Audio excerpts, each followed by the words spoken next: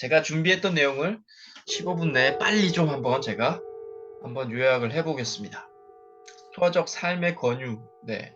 책을 읽으실 때 제가 어디서 봤는데 항상 어떤 분은 그러시더라고요. 책을 딱 처음에서 하면 첫 번째 페이지를 한 1분 정도를 쳐다본대요. 뭐 1분 이상을. 네. 저도 그래서 꼭 지킵니다. 그래서, 출판사가 어떤 마케팅 느낌으로 가장 중요한 게 이 표지잖아요. 마케팅에서 출판사에서 저도 이렇게 쭉 봤는데 좋은 내용이죠. 뭐 스토아적 삶의 권유 그리고 자기 절제와 간헐적 결핍이 주는 의외의 행복 그리고 밑에는 철학 없이 이룰 삶은 많지 않다. 의사들이 메스를 준비하듯 당신의 철학도 곁에 준비해둬라. 네, 다 동의가 됐고 근데 부재의 자기 절제와 간헐적 결핍이 주는 의외의 행복인데 이거는 책의 내용하고 제가 이거 한번 1회독 했다 그랬잖아요.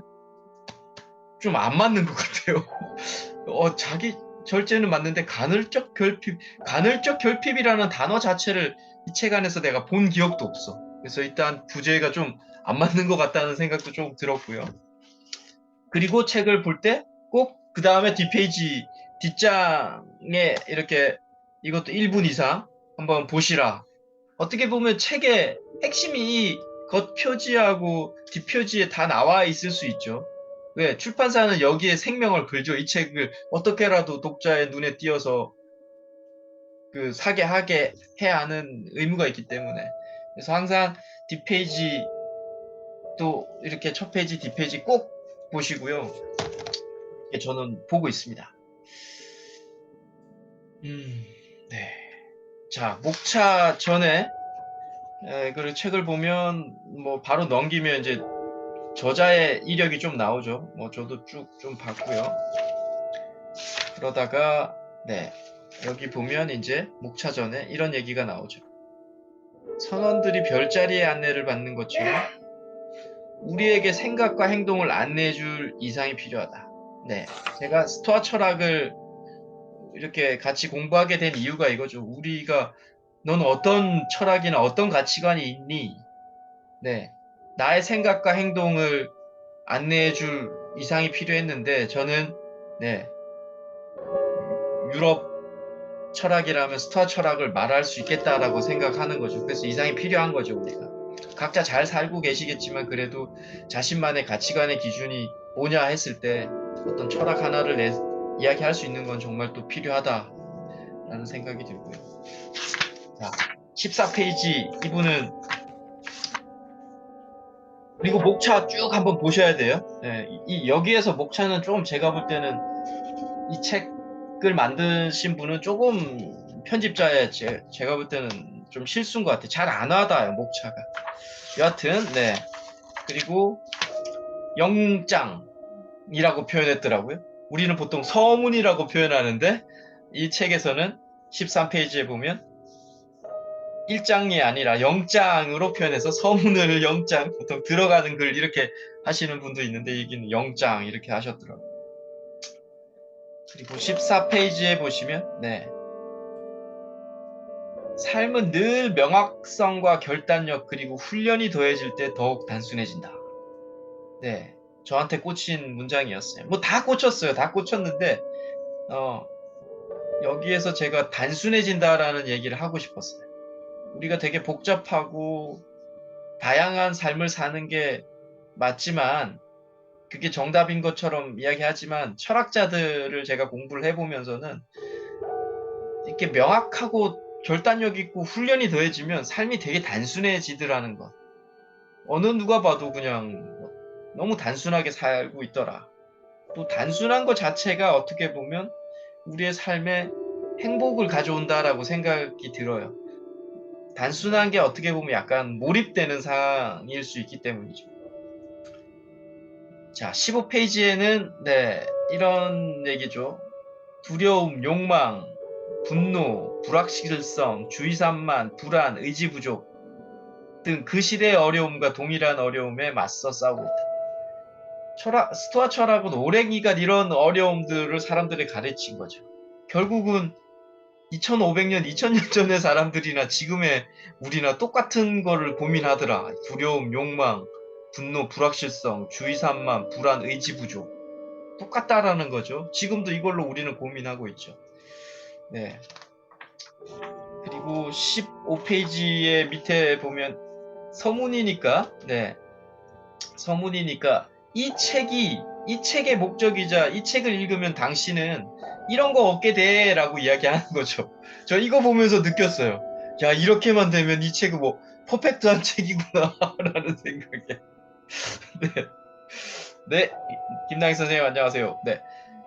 안녕하세요. 쭉 한 5, 6가지가 있는데, 네. 우리가 이것만 해결되면 정말 퍼펙트한 인간이 되겠죠. 더 명확해지고 덜 두려워하는. 목적이 더욱 분명해지고 덜 무기력해지는, 더 집중하고 덜 산만해지는 것, 마음을 더욱 다스리고 감정에 덜 반응하는 것, 감사하고 덜 분노하는 것, 바꿀 수 있는 일은 더 열심히 하고 바꿀 수 없는 일에 대해서는 덜 불안해하는 것. 이 빨간색은 어떻게 보면 스토아 철학의 핵심일 수 있어요. 쭉 읽다 보시면. 주인공이 되는 것, 피해자가 되는 확률을 줄이는 것, 용기를 갖는 것, 덜 후회하는 것, 더 인정하고 덜 걱정하는 것. 한마디로 이 책은 당신이 고통을 덜 받으면서 더 많은 걸 이루도록 도와줄 거다. 네, 제가 책 쓰기 공부할 때도, 책 쓰기에서 수업할 때도 이런 얘기 하죠. 서문에 이런 게 들어가야 된다고. 근데 이게 너무 많이 들어가서 제가, 야, 이렇게 되면 정말 퍼펙트한 책이다라는 생각도 좀 들었고요. 네. 17페이지에, 네. 삶의 질은 생각의 질에 달려있다. 아우렐리우스 황제이자 철학자인 분이 말하죠. 이런 이야기는 자기계발서의 모든 게 이거잖아요. 모든 요즘에 나오는 자기계발서의 주제잖아요. 야, 네 생각을 정제해 라는 얘기. 이것이 내가 원하는 삶의 방식일까 같은 중요한 질문이 떠오르면 온갖 변명을 늘어놓는다라는. 네, 우리가 그렇다는 거죠. 그 이유가 철학 없는 삶에 대해서 아무 생각 없이 산다라는 얘기죠, 결국은. 별 생각이 없기 때문에 많은 사람들이 따라가는 길을 우리는 그냥 별 생각 없이 추종하게 된다. 대세에 따른다라고 이야기하는 거죠. 저도 그렇고요. 그래서 철학이 필요하다, 나침판이 필요하다라는 얘기. 18페이지, 예, 저는 이 문장 보면서는 옛날에 한번 봤던 문장인데 되게 인사이트 있었던 것 같아요, 저한테는. 우리가 두려워야 할 것은 죽음이 아니라 진짜 삶을 시작도 못하는 거다. 제가 오늘 이걸로 또 글 한 편을 쓰고 싶은데 정말 진짜 삶이 뭔가라는 것. 여기에서 18페이지에서는 진짜 삶을 이렇게 이야기하죠. 이런 자신만의 철학을 간직해서 그 철학을 실천해서 주변에 있는 사람을 유용하게 하는 것, 이롭게 하는 것. 네. 이것도 시작하지 못하는 게 두려운 거지. 죽음을 두려워하지 말라고 아우렐리우스가 이야기하죠. 네. 19페이지에 또 이런 얘기 나오죠. 네, 자기만의 철학을 세우고 나면 네, 정말 뭐가 중요한지 알게 되고 현재의 불편을 잘 견디게 돼요. 네, 제가 그렇죠. 제가 지금 불편하잖아요. 많은 분들이 불편한데 철학이 없으면 못 견딥니다. 네, 불확실한 시기에 인도해주죠. 역경을 극복하는 데 도움이 되죠.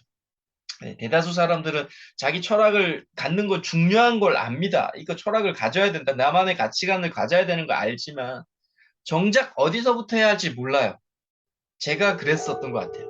나만의 가치관이 있는 삶을 내가 추종하고 싶다 했는데 어떻게 해야 될지 몰랐어요. 그래서 책을 보긴 했는데 근데 제가 볼 때 이 스토아 철학 훌륭한 지침이 확실해요.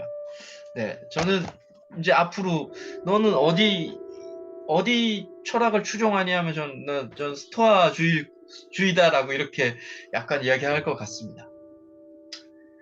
24페이지에 이런 얘기가 나오더라고요. 네. 각설하고 자신만의 철학을 세워야 한다는 걸 명심해라. 스토아 철학은 황제, 궁전부터 감옥에 있는 에피토트스까지 다 적용을 했던 철학이다라는 얘기. 그래서 우리가 이 책에 의문을 가질 필요가 없다. 이 철학에 이런 얘기를 꼭 해드리고 싶고요. 23페이지에 이제 스토아 철학의 원칙들이 쭉 나오죠. 네. 24페이지에 보시면 네. 에픽테토스, 제가 나중에 이 얘기도 좀 더 드릴 텐데, 에픽테토스는 정말 노예인데요. 정말 엄청나신 분이에요. 좀 더 나중에 드릴게요. 오늘은 시간이 안 될 수도 있고. 네, 철학은 지혜를 사랑하면서 좋은 삶을 사는 기술이다. 스토아주의는 어떻게 하면 잘 살 수 있을까를 대답하고 싶어 했다. 뭐 스토아주의뿐만이 아니라 모든 철학이 다 이거죠. 어떻게 하면 인생을 잘 살 거니? 라는 질문인데 에픽테토스가 답을 냈죠. 철학은 지혜를 사랑하면서 좋은 삶을 사는 기술이다라는 거죠. 그걸 익히는 게 철학이다라는 거죠. 네. 여기에서 나오는 이야기가 뭐 그림이 25페이지에 있는데요. 스토아 철학이 추구하는 건 행복인데 에우다이모니아라는 거래요. 이게 그리스어로 선한 영혼이랍니다. 결국은 행복은 2500년, 2000년 전의 당시에 행복은 결국은 약간 윤리적인 삶, 도덕적인 삶, 이타적인 삶이 결국은 행복이었다라는 거예요. 이 스토아 철학에서도 주창하는 거고. 그거에 관련된 행동 방식, 미덕이 아랫대라는 건데 어느 철학에나 다 있죠. 여기서는 이분들은 이야기하죠. 지혜, 용기, 정의, 절제라고. 이 네 가지 26페이지에 있습니다. 그리고 평온, 아타락시아라고. 이건 불교에서 말하는 이거는 약간 선정, 이거 기독교에서 말하는 기도고 뭐 다른 일반 힌두교나 이런 데서 말하는 명상 이런 거죠. 결국은. 네. 결국 이런 미덕은 우리의 행동 받침을 결정하는 데 도움을 주고요. 평온은 감정적 고통을 예방해 줍니다. 네. 이런 해결인 거죠. 그래야 우리가 이런 선한 영혼, 행복에 이르 다다른다라는 얘기. 26편 말씀드린 것처럼 지혜, 용기, 정의, 절지. 네. 지혜로운 사람은 기쁨이 부족하지 않대요. 이는 기쁨이 그의 미덕에서 나오기 때문이다. 저 이거 보면서는 저는 아하 했어요. 약간 우울했어요. 제 개인적인 기쁨이 부족한 사람인 것 같아요. 그래서 철학 지혜가 부족하구나 내가. 지혜로운 사람은 기쁨이 부족하지 않은데 나는 기쁨이 부족하다 생각이 좀 들었고요. 세네카의 이야기입니다. 세네카도 제가 다음 주나 좀 더 드릴 말씀이 있어요. 재밌는 분이시거든. 자, 26페이지. 네. 그래서 미덕은 스토아 학파의 주된 관심사고요. 스토아 학파는 미덕에 따라 행동하는 행동하는 것이 에우다이모와 다이모 또는 행복을 얻기 위한 필수 조건이라고 이야기합니다. 그걸 실행하기 위해서 이 아랫대 지혜, 용기, 정의, 절제를 실행해야 한다라고 이야기. 27페이지에 보시면 네. 인간의 본성과 동물의 본성의 차이점이 딱 두 가지가 있는데 저한테 좀 다가오더라. 추론 능력과 이 사회적인 관계성이라는 거죠. 인간만이 할 수 있는 거죠. 뭔가 추론할 수 있는 능력. 물론 침팬지가 이렇게 하는 것도 추론 능력에 조금의 능력이 있지만 너무 그건 인간에 비해 미약하고, 그리고 사회적인 관계성. 네. 그러니까 사람들과의 관계를 맺고 그 사람들과의 이런 인연으로 뭔가 행위를 하고 협업을 할 수 있는 것. 네. 네. 28페이지에 보시면 모든 사회가 똑같이 중요하게 생각하는 도덕적 특징이 있대. 2500년 전부터 지금까지 우리가 이야기하는. 그게 예를 들어서 이런 표현을 하시더라고요. 모든 부모는 자녀가 비합리적이거나 비급한 것도 잔인하거나 충동적으로 행동하는 걸 원치 않는다는 거죠. 모든 부모가 자녀들이 이렇게 행동하고. 이 비합리적인 비급함, 잔인함, 충동적인 게, 비급함이 결국은 지혜죠. 비합리적인 게. 비급함이 용기죠. 잔인한 게 정의죠. 충동적이지 않은 게 절제죠. 결국 이 아랫대를 실행하는 거를 모든 부모들이 원한다라는 거죠. 저도 우리 아이가 이렇게 하는 거 싫겠죠. 충동적이거나 잔인하거나 비겁한 거나 비합리적이거나. 그러니까 시대와 사회에 따라 다양한 미덕이 나타나지만 결국은 이런 4가지, 5가지로 이 미덕이나 우리 행동 방침이 정의되더라, 수렴되더라라는 얘기를 할 수 있고요. 정의의 개념은 제가 그냥 각설한 건데, 정의의 개념은 여전히 유효하고 우리 유전자에도 항상 들어있다. 네, 29페이지에 스토아파는 미덕을 따라 행동하는 일이 어렵다는 걸 인정하면서도 그걸 운동이나 군사 훈련과 비교했대요. 그래서 미덕을 따라 행동하기가 완벽해질 때까지 연습해야 한다는 거죠. 우리가 지금 자기계발서의 모든 핵심이 뭐예요? 연습인 거죠. 예, 2500년 전에도 똑같이 이야기를 했죠. 2000년 전에도. 연습하기라는 거예요. 우리 삶 자체는. 절제하기, 결국은. 훈련이라는 거죠. 첫 번째 지혜라는 항목이 나오는데, 29페이지에. 우리가 듣는 모든 것은 사실이 아니다, 의견이다. 우리가 보는 모든 것은 진실이 아니라 관점이다. 아우렐리우스의 얘기죠. 결국은 우리가 듣는 게 사실이 아니라 내 의견이라는 거예요. 우리 앞에 보여지는 게 진실이지만 내 관점이라는 거죠. 불교에서 말하는 약간 법공사상인 거죠. 내 마음에만 들어온다라는 여러 가지가 있지만 앞에 현실이 쫙 펼쳐지지만 그 중에 내 거 하나, 내가 보는 것만 들어온다는 거죠. 우리가 똑같은 거리를 지나가더라도 저 사람은 저게 A라는 건물이 들어오고 저 사람은 B라는 건물이 들어옵니다.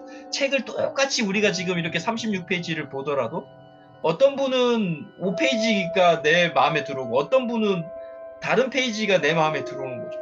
결국은 이런 거죠. 우리가 보는 게 앞에 있는 진실은 사실을 말하는 거죠. 사실은 결국은 내 관점에서 내 마음에 들어오는 것만 들어온다라는 거죠. 이게 지혜라는 거고, 지혜는 어떻게 이야기가 되느냐? 네, 한마디로 객관적 합리적으로 관찰하는 능력이라는 거죠. 지혜는 사실을 사실대로 보려고 하는 것. 네. 그래서 네, 첫 번째 질문이 이거죠. 제가 추출한 거는.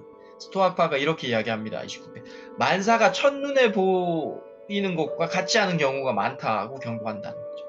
우리가 다 겪어 보시잖아요. 그래서 깊숙한 곳까지 살펴보라고 독려하는데 제 첫 번째 질문이 이겁니다. 우리가 첫 번째 봤던 느낌과 두 번째 봤을 때 전혀 다른 느낌을 우리가 가질 수 있죠. 사람에 대해서도 느낄 수 있고 책에 대해서도 느낄 수 있고 아마 우리 선생님들도 다 있으실 거예요. 네, 첫 번째 질문입니다. 자, 30페이지. 다른 사람에게 자신을 알리는 것보다 자신을 아는 것이 훨씬 중요하다. 이것도 뭐 거의 모든 자기계발서에서 너를 찾아라. 나다움 해라. 이 얘기를 벌써 세네카가 2000년 전부터 하신 거죠.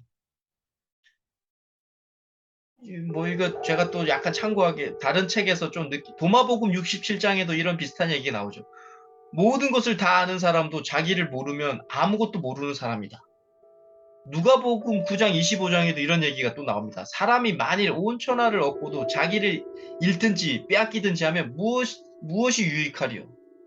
결국 나를 아는 게 세상에서 가장 중요하다라고 많은 지금 이런 뭐 성인들이 이야기를 하죠. 훨씬 중요하다. 네. 30페이지. 네, 또 스토아 철학의 핵심인 것 같은데 지혜는 선과 악을 구분하는 것. 결국 우리가 통제할 수 있는 것과 통제할 수 없는 걸 구별하는 데 중요한 역할을 한다. 네. 스토아 철학의 핵심은 제가 이 책 한번 봤지만 이거예요. 통제 가능한 것과 통제 불가능한 것을 구별하는 것. 그래서 통제 가능한 것은 내가 최선을 다하고 통제 불가능한 사실이나 상황은 내가 마음적으로 그대로 받아들이는 것. 네. 30페이지에 정의라는 부분에 이런 얘기가 나옵니다. 나는 사회를 위해 뭔가를 했는가? 그렇다면 그것은 내 이익을 위해서 한 것인가? 한 것이다라는 거. 내가 이게 공공선이라고 이야기를 하는데 내가 뭔가 사회에서 뭔가 이야기를 하면 결국은 그게 나를 위해서 한 거다라고 아우렐리우스 이야기하죠. 세네카가 참 또 이런 얘기합니다. 중요한 사람이 되는 것도 중요하지만 더 중요한 건 좋은 사람이 되는 거다. 결국은 약간 윤리적인 뭐 도덕책에서 배웠던 우리가 초등학교 배웠던 얘기인 것 같지만 이게 현실적인 수많은 현자들이 이야기하는 거예요. 중요한 건 좋은 사람이 되는 거야 라고 이야기하는. 네. 31페이지에 우리가 스토아 학파를 좀 뭐 들어보신 분들은 알지만 이런 얘기합니다 보통. 약간 냉정하거나 세상과 좀 동떨어진 뭐 스토이시즘, 뭐 스토아시즘 이런 얘기를 하는 게 약간 냉혈한 이런 느낌으로 스토아 철학이 많이 받아들여져요. 근데 아니다라는 얘기. 그들은 사회적 책임을 깊이 통감하고 타인을 도와야 한다는 사실을 끊임없이 자신한테 상기시킵니다. 지금 내용에서 아우렐리우스도 그렇고 세네카도 그렇고 이야기해도 보시면 그래서 아우렐리우스 이 황제는 다른 사람을 돕는 것은 목적을 위한 수단이 아니라 도덕적 의무다라는 네. 돕는 게 어떤 뭐 내가 저 사람을 통해서 뭐 유명해지기 위해서 내가 저 사람을 위해서 내가 뭐 더 나아지기 위해서가 아니라라는 거죠. 그냥 의무다라는 거죠. 그는 자기 백성들의 존경을 얻기 위해 미덕의 길에서 벗어나지 않으려고 노력했다. 네. 이 아레올레스는 황제인데 그 당시에 마음대로 할 수 있는 황제죠. 지금의 왕하고도 전혀 또 다르죠. 뭐 법이죠, 그때 당시에. 그렇지만 끊임없이 고민했죠. 네. 미덕의 길. 아레테, 아까 말했 지혜, 용기, 정의, 절제를 실현하려고 벗어나지 않으려고. 네. 근데 여기에서 제가 약간 발견한 게 저자 오류가 이 사람의 오류가 백성들의 존경을 얻기 위해서 미덕의 길에서 벗어나지 않으려고. 이것도 약간 오류죠. 백성들의 존경을 얻는 것도 목적을 위한 수단이죠. 결국은. 그게 아니었다는 거예요. 제가 이 스토아 철학을 봤을 때는. 백성들의 존경을 얻기 위해서가 아니라 그냥 자기 마음에서 우러나기 때문에 도덕적 의무기 때문에 한 거예요. 내가 뭔가 백성들한테 존경을 얻기 위한 게 아니었어요. 그래서 이분의 이 마르코 바스케스의 실수예요. 이거는 제가 볼 때는. 네. 31페이지에 또 행동하는 방법을 결정할 때 그것이 사회에 미칠 영향을 고려해야 한다. 네. 벌집에 도움이 안 되면 벌에게도 도움이 안 된다. 아우렐리우스는 끊임없이 공동선을 이야기하죠. 네, 벌집에 도움이 안 되면 벌에도 도움이 안 되는 거예요. 그러니까 우리 사회에 도움이 되어야 나한테도 도움이 된다라는 얘기를 하는 거죠. 32페이지에 최고의 복수는 우리를 공격하는 사람처럼 행동하지 않는 거다. 아우렐리우스의 또 이야기인데 또 생각을 좀 하게 되더라고요. 네, 최고의 복수 이런 얘기 많이 하잖아 요즘에도요. 뭐 용서해라 뭐 이런 얘기도 많이 하고. 근데 제가 이런 질문 하나 또 우리 선생님들하고 같이 이야기해보고 싶어요. 상대가 불의한 목적으로 나를 공격할 때 내가 그와 비슷하게 행동해야 하지 않을까요?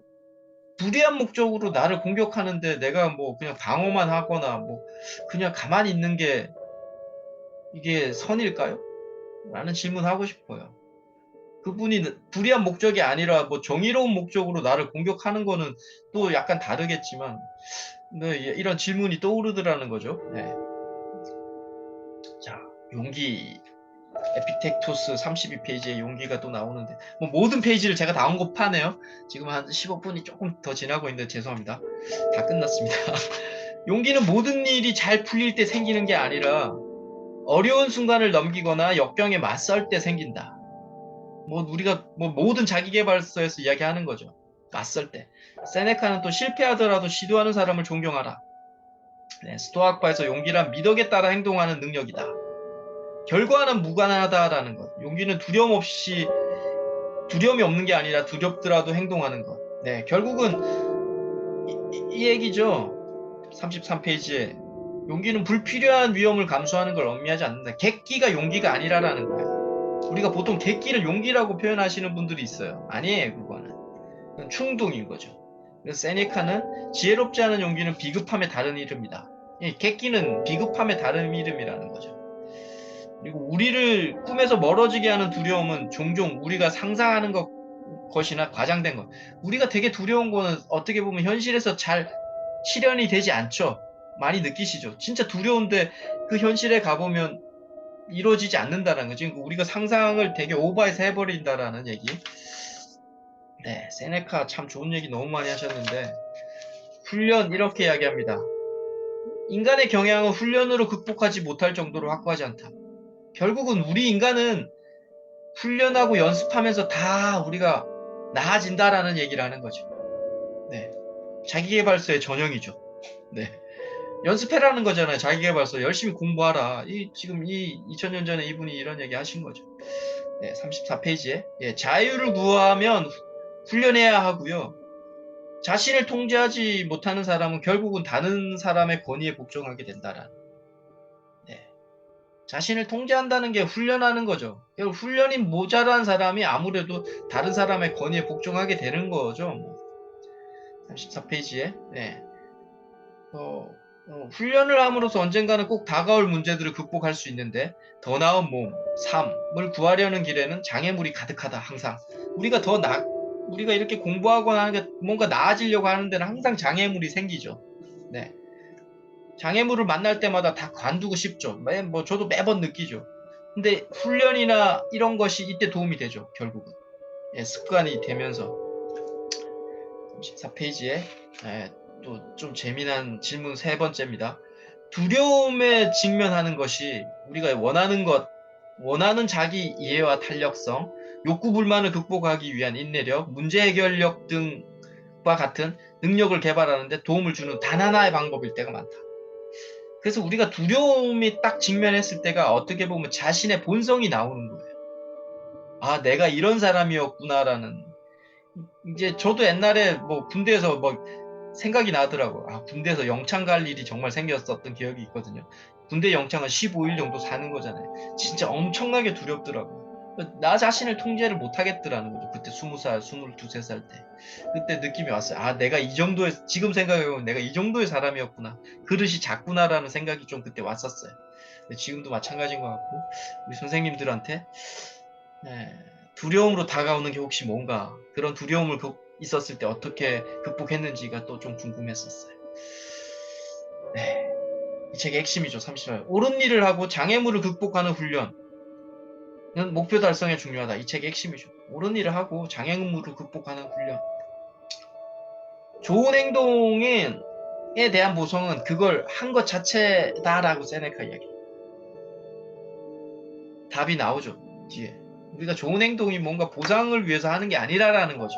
철학에서. 결국 35페이지에 지혜를 얻기 위해 노력하고 다른 사람에게 잘 공정하게 대하고 두려움이 있음에도 행동하고 장애물과 유혹을 극복하고 훈련하고 그러면 당신은 반드시 삶을 잘 헤쳐나갈 거라는 거죠. 지혜를 얻기 위해서 우리가 이렇게 지금 공부하고 다른 사람을 잘 공정하게 대하고 두려움이 있음에도 행동하고 장애물을 극복하면 우리는 인생을 잘 살 거라는 거예요. 네. 세네카는 미덕의 혜택을 얻으려고 그걸 기르지 말고요. 미덕의 행동에 따라 많은 혜택이 보장되지만 그것이 미덕을 추구하는 이유가 아니죠. 계속 이야기하는 거죠. 어떤 목적을 위해서 우리가 어떤 아래태 미덕을 행하면 안 된다라는 거죠. 그냥 어떤 그런 부나 명예는 이런 아래태를 행하면서 거기에 따른 부산물이라는 거죠. 네. 마지막 페이지입니다. 결과에 집착하는 대신 습관에 집중하고요. 먼 미래의 결과 같은 건 덜 생각하고요. 즉시 해야 할 행동을 더 많이 생각해라. 결과에 너무 집착하지 말라라는 거. 네. 선행은 그 자체로 보상이다. 그 이유가 아까 말씀드린 이 질문에 대한 답이죠. 보상, 좋은 행동에 대한 보상은 그걸 한 것 자체다라고 이야기했던 게 이거예요. 결국은. 옳은 일을 하면 그것에 만족함으로써 당신의 행동을 개선할 수 있다는 거죠. 우리가. 옳은 일을 하면 이거보다 좀 더 옳은 일을 할 수 있겠다. 뭔가 이런 개선할 수 있는 것 때문에 우리가 옳은 일을 하는 거라는 거죠. 그러면 시간이 지나면 분명 그에 따른 결과를 또 얻게 된다라는 거죠. 말하고 보니까 정말 도덕적, 우리가 중고등학교 때 배웠던 윤리적인 문제인 것처럼 보입니다. 제가 봐도. 근데 지금 보면 그게 정답이라는 게 제가 지금 마음에 확신을 좀 느끼죠. 네, 좀 길게 했습니다. 죄송합니다. 한 25분 했네요. 이거 죄송합니다. 오늘 좀 준비를 많이 해서. 이상입니다.